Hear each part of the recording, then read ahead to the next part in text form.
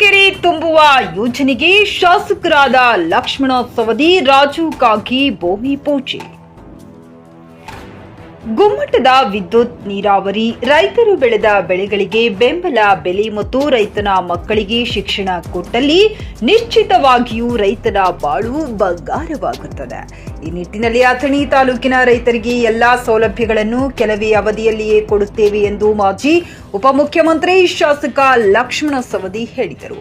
ಬೆಳಗಾವಿ ಜಿಲ್ಲೆಯ ಅಥಣಿ ತಾಲೂಕಿನ ಗುಂಡೇವಾಡಿ ಗ್ರಾಮದಲ್ಲಿ ಕಾಗವಾಡ ಮತಕ್ಷೇತ್ರದ 11 ಕೆರೆ ತುಂಬಿಸುವ ಯೋಜನೆಗೆ ಶಂಕುಸ್ಥಾಪನೆ ನೆರವೇರಿಸಿ ಮಾತನಾಡಿದ ಅವರು, ಈಗಾಗಲೇ ಕರಿ ಮಸೂತಿ ಏತ ನೀರಾವರಿ ಯೋಜನೆ ಮೂಲಕ ಪೂರ್ವ ಭಾಗಕ್ಕೆ ನೀರಾವರಿ ಕಲ್ಪಿಸಲಾಗಿದ್ದು, ಈ ಯೋಜನೆಯಿಂದ ಹೊರಗೆ ಉಳಿದಿದ್ದ ಪ್ರದೇಶಕ್ಕೆ ಕೊಟ್ಟಲಗಿ ಅಮ್ಮಾಜೇಶ್ವರಿ ಏತ ನೀರಾವರಿ ಯೋಜನೆಯ ಕಾಮಗಾರಿಯೂ ಕೂಡ ಪ್ರಗತಿಯಲ್ಲಿದೆ ಎಂದ ಅವರು, ಕಳೆದ 2 ವರ್ಷಗಳ ಹಿಂದೆ ಅಥಣಿ ಮತಕ್ಷೇತ್ರದ 9 ಕೆರೆಗಳನ್ನು ತುಂಬಿಸುವ ಕಾರ್ಯ ಪೂರ್ಣಗೊಂಡಿದ್ದು, 1.5 ತಿಂಗಳ ಒಳಗಾಗಿಯೇ ಈ ಯೋಜನೆಯನ್ನು ಉದ್ಘಾಟನೆಯಾಗಲಿದೆ ಎಂದರು.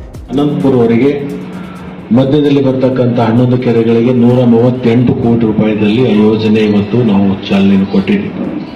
ಬಹುಶಃ 1.5 ವರ್ಷದ ಹಿಂದೆನೇ ಪ್ರಾರಂಭ ಆಗಬೇಕಾಗಿತ್ತು. ಅನಿವಾರ್ಯ ಕಾರಣದಿಂದ ಅದು ಈಗ ಅದಕ್ಕೆ ಚಾಲನೆ ಕೊಟ್ಟಿದ್ದೀವಿ. ಈ ಮಧ್ಯಭಾಗದಲ್ಲಿರ್ತಕ್ಕಂಥ ಏನು ಈ ಬಾಳಿಗೇರಿ ರಸ್ತೆ ಇದೆ, ಆ ಕಡೆ ಪೂರ್ವ ಭಾಗದಲ್ಲಿ ಮತ್ತು ಈ ಕಡೆ ಪಶ್ಚಿಮ ಭಾಗದಲ್ಲಿ ಈ ಭಾಗಕ್ಕೆ ನೀರಿನ ಕೊರತೆಯಾಗಿ ಅದು ನಮ್ಮ ಕರಿ ಮಸೂತಿ ಯೋಜನೆಯಲ್ಲಿನೂ ಕೂಡ ಕೆಲವೊಂದು ಭಾಗ ಉಳಿದು ಹೋಗಿರ್ತಕ್ಕಂಥದ್ದು.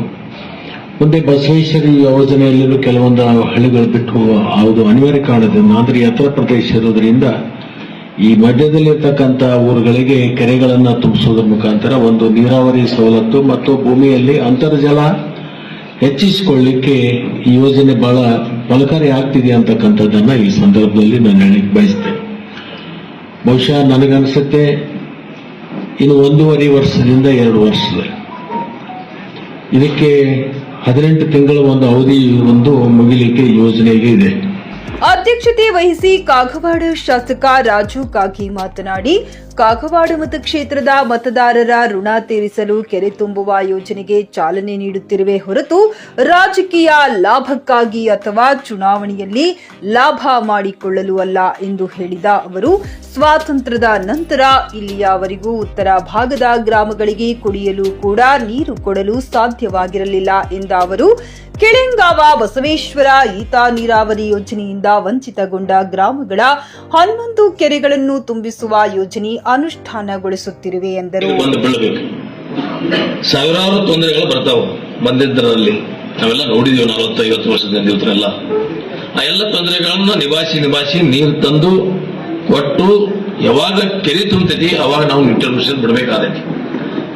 ಆ ಕೆರೆ ತುಂಬ ಮಟ್ಟ ನಾವಿಬ್ರು ನಿದ್ದೆನೂ ಮಾಡ್ಲಿಕ್ಕಾಗೋದಲ್ಲ, ಸರಿಯಾಗಿ ಊಟನೂ ಮಾಡ್ಲಿಕ್ಕಾಗೋದಲ್ಲ, ಮಾಡುವುದೂ ಇಲ್ಲ.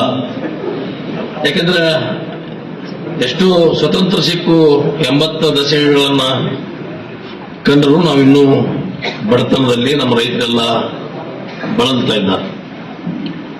ಒಬ್ಬ ರೈತ ಸುಖವಾಗಿದ್ದ ಇಡೀ ದೇಶ ಸುಖವಾಗಿರೋಣಂತ ಮಾತನ್ನು ಹೇಳಬೇಕಾದೈತಿ. ಯಾಕಂದ್ರೆ ಇಡೀ ಜಗತ್ತಿಗೆ ಅನ್ನ ಕೊಡೋನು ರೈತ. ರೈತರು ಇವ ಸರ್ಕಾರ ಎಲ್ಲರೂ ಸಮಾನತೆಯನ್ನು ಬಾಳಬೇಕು, ಎಲ್ಲ ಸೌಲಭ್ಯಗಳು ಸಿಗಬೇಕು, ಶಿಕ್ಷಣದಿಂದ ವಂಚಿತರಾಗುವ. ನೀರಾವರಿ ಇಲಾಖೆ ಅಧಿಕಾರಿ ಪ್ರವೀಣ್ ಹುಣಸಿಕಟ್, ಧುರೀಣರಾದ ಗೂಳಪ್ಪ ಜೊತೆ ಮಾತನಾಡಿದರು. ಸಭೆಯಲ್ಲಿ ಧುರೀಣರಾದ ಚಂದ್ರಕಾಂತ ಇಮಡಿ, ಗುತ್ತಿಗೆದಾರ ಅಕ್ಷಯ್ ಕಪ್ಪಲಗುದ್ದಿ, ನೀರಾವರಿ ಇಲಾಖೆಯ ಪ್ರಶಾಂತ್ ಪೋತದಾರ, ಬಸವರಾಜ್ ಗಲಗಲಿ, ಧುರೀಣರಾದ ಪರಪ್ಪ ಸುವದಿ, ಡಾಕ್ಟರ್ ಚೆನ್ನಪ್ಪ ಸಂಕರಟ್ಟಿ, ಡಾಕ್ಟರ್ ಆನಂದ್ ಗುಂಜಿಗಾವಿ, ವಿನಾಯಕ ಬಾಗಡಿ, ಶಿವು ಗುಡ್ಡಾಪುರ, ಶಂಕರ ವಾಘಮೋಡಿ, ಓಂ ಪ್ರಕಾಶ್ ಪಾಟೀಲ, ಸಿದ್ದರಾಯ ತೇಲಿ, ಗುರಪ್ಪ ಜತ್ತಿ, ಶಿವಾನಂದ ಗೂಲಬಾವಿ, ರಫೀಕ್ ಪಟೇಲ್ ಸೇರಿದಂತೆ ಅನೇಕರು ಉಪಸ್ಥಿತರಿದ್ದರು.